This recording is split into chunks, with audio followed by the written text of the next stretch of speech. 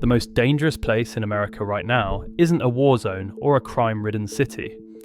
It's a peaceful lake in Northern California, where families go camping, where tourists admire the spillway, where nobody knows they're standing on top of a time bomb that resets itself every time it rains.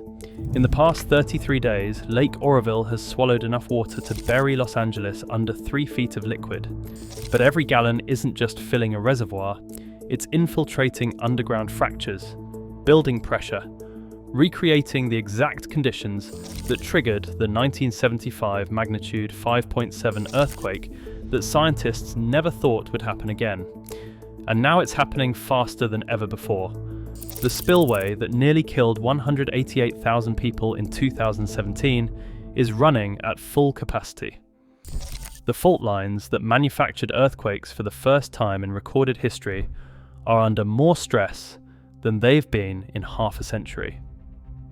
How do you evacuate 27 million people when the infrastructure they depend on becomes the weapon that destroys them? And what happens when the next earthquake doesn't just shake buildings, it cuts off water to half of California? To understand why what's happening right now at Lake Oroville terrifies seismologists, we need to go back to August 1st, 1975. It was 1:20 in the afternoon when the ground beneath Northern California began to shake. A magnitude 5.7 earthquake, strong enough to crack buildings, strong enough to be felt across 3 states, strong enough to send researchers scrambling for answers. But here is what made this earthquake different from every other earthquake in California history. It should not have existed. The epicenter was located approximately 8 kilometers south-southeast of the town of Oroville, at a depth of about 5 kilometers below the surface. This region had virtually no seismic history, no fault activity, no tectonic stress. For thousands of years, this ground had been geologically dead, until humans built a dam. Oroville Dam was completed in 1967. At 770 feet tall, it remains the tallest dam in the United States. It is 43 feet taller than the Hoover Dam. It created Lake Oroville, capable of storing 3.5 million acre-feet of water, serving as the crown jewel of California's state water project. The reservoir reached its maximum volume for the first time in July 1969. Engineers were thrilled, scientists were watching. And then, nothing happened. For 6 years, absolute seismic silence. No earthquakes. No tremors. The monitoring station they had installed specifically to watch for induced seismicity recorded nothing unusual.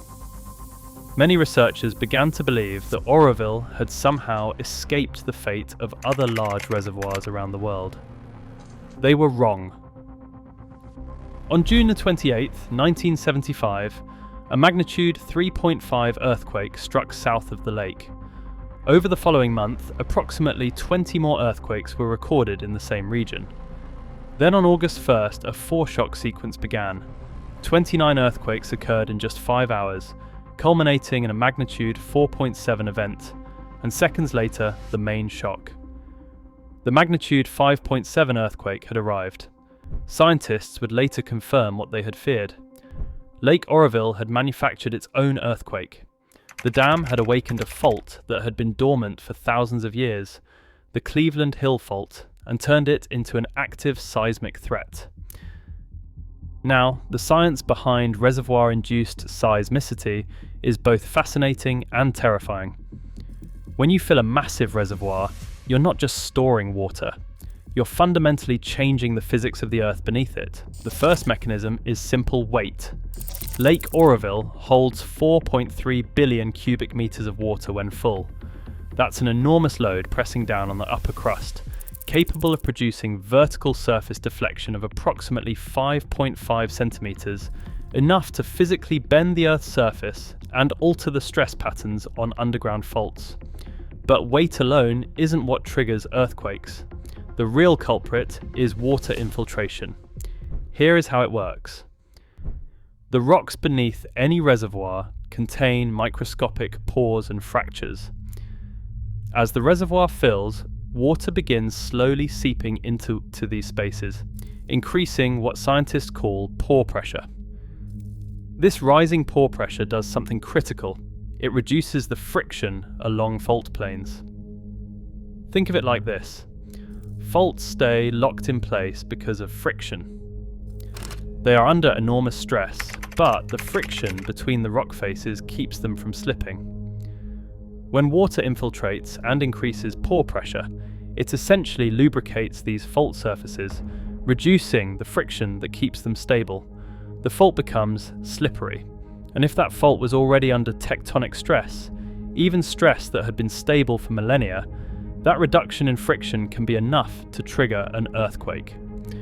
At Lake Oroville, researchers identified a crucial pattern. During the winter of 1974 to 1975, large amounts of water were released from the lake to make room for spring snowmelt. Then the lake refilled very quickly. This rapid change in hydrostatic pressure, first draining and then rapidly filling, sent a pressure wave diffusing through the bedrock, reaching the Cleveland Hill Fault and reducing friction along its surface. 6 years of water slowly infiltrating the underground rock, combined with that sudden pressure change, finally exceeded the fault's resistance. The dam had created its own earthquake. And this is not unique to Oroville. The phenomenon was first documented at Algeria's Oued Fodder Dam in 1932. It was confirmed at Hoover Dam in the 1930s, when hundreds of small earthquakes occurred within 2 years of filling Lake Mead. The 1967 magnitude 6.3 Koina earthquake in India killed 200 people and is directly attributed to reservoir-induced seismicity. The 1975 Oroville earthquake remains the second largest human-induced earthquake ever recorded in the Western Hemisphere. Now let's talk about what's happening right now. Between December 20th, 2025 and January 22nd, 2026, Lake Oroville rose 87 feet in elevation and gained approximately 1 million acre-feet of water. Let me put that in perspective. The lake went from 767 feet elevation to 854 feet elevation in just 33 days. That's the equivalent of adding a 17-foot deep layer of water across the entire surface of the lake in about a month. This rapid fill event was driven by a series of powerful atmospheric rivers, the concentrated corridors of water vapor that can dump extraordinary amounts of precipitation in short periods. It was the same type of storm pattern that caused the 2017 spillway crisis, and the same type of weather system that created the conditions for the 1975 earthquake. La Nina conditions throughout December 2025 supercharged these atmospheric rivers, pushing storm after storm into Northern California. Between December the 15th and December the 31st, California received 140% of average precipitation for the month. Multiple rivers exceeded flood stages across the state, and Lake Oroville absorbed it all. On January 5th, 2026, the California Department of Water Resources began flood control releases using Oroville Dam's main spillway, the same concrete structure that catastrophically failed in 2017 and forced the evacuation of 188,000 people. Here is what keeps seismologists awake at night. The 1975 earthquake was triggered by water level changes that occurred over approximately 6 months. The lake was drained significantly, then refilled with spring snowmelt, and this pressure differential eventually reached the Cleveland Hill Fault. The 2026 pattern delivered a comparable volume change in just over 1 month. We are compressing the same trigger mechanism into a fraction of the time. Now, critics will point out that there is scientific debate about whether the 1975 earthquake was truly reservoir-induced. Some studies noted that larger lake-level fluctuations from 1977 to 1978 did not produce earthquakes. Fair point. But here is what those critics miss. Reservoir-induced seismicity does not operate on simple, predictable timelines. Water diffusion through bedrock takes years. The pressure changes accumulate over time.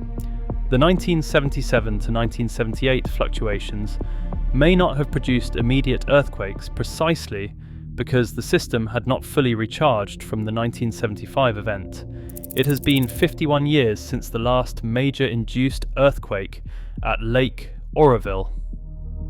That is 51 years of tectonic stress accumulating on the Cleveland Hill Fault. 51 years of pressure building in the underground rock formations. 51 years of the fault being pushed closer and closer to its failure threshold. And now we have just delivered one of the most rapid water level changes in the reservoir history. Let's talk about what's actually at stake here.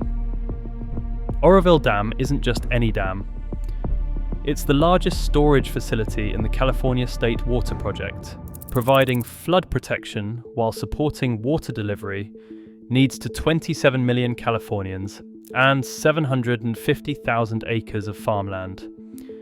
The Edward Hyatt power plant, located underground at the dam, has a total installed capacity of 819 megawatts, enough to power roughly 400,000 homes. The dam provides critical freshwater releases that control salinity in the Sacramento-San Joaquin Delta, protecting both agricultural land and drinking water supplies. If a significant earthquake struck during active spillway operations, which are happening right now, the consequences could cascade through California's entire water infrastructure. We've already seen what happens when Oroville Dam infrastructure fails. In February 2017, heavy rains filled Lake Oroville until water began flowing down the main spillway. On February 7th, a massive crater appeared in the concrete, caused by water injecting through cracks and joints, creating uplift forces that literally ripped the spillway apart.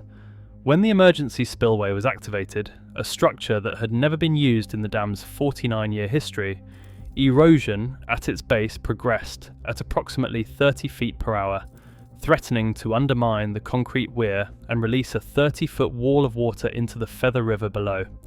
188,000 people were evacuated across 3 counties. The repairs cost $1.1 billion, and that was just infrastructure failure, no earthquake involved.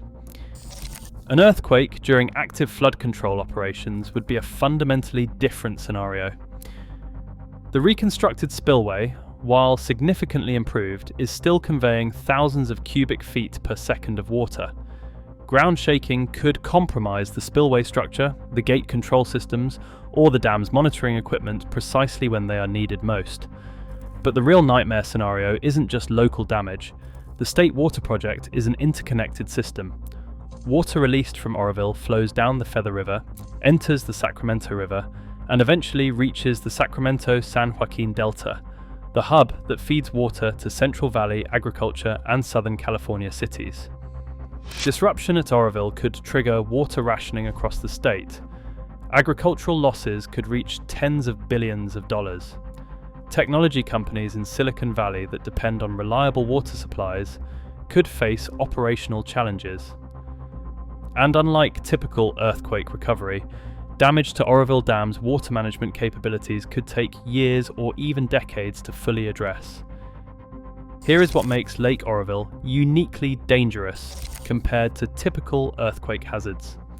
With normal earthquakes, we cannot predict when they will strike.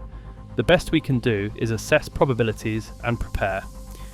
With reservoir-induced seismicity, we actually control the trigger mechanism. We know that rapid water level changes can activate dormant faults. We know that the Cleveland Hill Fault runs through the Lake Oroville region. We know that pore pressure diffusion takes time, sometimes years, to reach critical thresholds. But we cannot stop filling the reservoir. California needs that water. After years of devastating drought, Lake Oroville dropped to just 22% capacity in September 2021, forcing the Hyatt power plant offline for the first time in its history. The state desperately needs to capture every drop of precipitation it can. The atmospheric rivers hitting California right now are precious resources for a state that has spent years rationing water. Letting that water flow to the ocean unused would be its own kind of disaster. So we are caught in an impossible dilemma. Store the water and potentially trigger seismic activity. Release the water and face drought conditions. Either choice carries enormous risks. Water managers are attempting to thread this needle. The Department of Water Resources is conducting flood control releases to maintain required storage space while still capturing beneficial inflows. They are coordinating closely with the Army Corps of Engineers and monitoring lake levels, weather forecasts, and mountain snow conditions. But they are not monitoring for induced seismicity with the same intensity. The seismic stations around Lake Oroville continue to record background activity, approximately 359 small earthquakes per year in the region on average. Most of these are magnitude 2 or below, too small to feel. The area has had at least 4 earthquakes above magnitude 5 since 2000, occurring roughly every 5 to 10 years. The scientific community remains divided on whether reservoir operations significantly influence this seismic activity. Some researchers argue the 1975 earthquake was a coincidence, a natural tectonic event that happened to occur near a reservoir. Others see clear correlations between water level changes and seismic patterns. What is not in dispute is the physics. Water does infiltrate bedrock. Pore pressure does reduce fault friction. Large reservoirs around the world have documented cases of induced seismicity, and the Cleveland Hill Fault remains active, having ruptured in 1975 with enough force to cause damage across Northern California. The current situation at Lake Oroville represents one of the most significant rapid fill events in the reservoir's history. As of late January 2026, the lake stands at approximately 854 feet elevation, well above average for this time of year, with winter and spring storms still to come. The main spillway is operational. Flood control releases are ongoing. The system is working as designed, but the underground pressure changes triggered by this rapid fill are only beginning to propagate through the bedrock. If the 1975 pattern holds, we might not see seismic consequences for months or even years. The diffusion of pore pressure is a slow process, measured in centimeters per second through rock formations, or the accumulated stress of 51 years might reach a critical threshold much faster. The honest answer is that nobody knows. We are conducting what one researcher called the largest geological experiment in human history, and we are all living inside the laboratory. The same infrastructure that protects 27 million Californians from drought also sits on a fault system that has demonstrated it can be activated by human activity. The same dam that provides flood control can create the pressure changes that trigger earthquakes. This is not a problem with a simple solution. California cannot abandon the state water project. It cannot leave Lake Oroville empty. It cannot relocate 27 million people away from dependence on this single point of infrastructure. What it can do is monitor more intensively, study the correlation between reservoir operations and seismic activity more carefully, and develop contingency plans for scenarios most people do not want to think about. Because the lesson of 1975 was not that reservoir-induced seismicity is impossible to predict. The lesson was that we ignored the warning signs until the earthquake actually struck. The dam was completed in 1967. The earthquake hit in 1975. For 6 years nothing happened, and everyone assumed nothing would. We are now 51 years past that earthquake. The fault has been quiet, the dam has operated normally, and once again, everyone assumes nothing will. But the water is rising, the pressure is building, and the Cleveland Hill Fault is still there, waiting beneath 770 feet of earth and water, remembering how to move. What do you think? Is California sitting on a ticking time bomb, or is the earthquake risk overblown? Drop your thoughts in the comments below. If this video opened your eyes to infrastructure risks you never knew existed, hit that subscribe button and the notification bell. Earth Attacks brings you the stories about our planet that nobody else is covering. Share this with someone who needs to see it. Stay prepared, stay informed.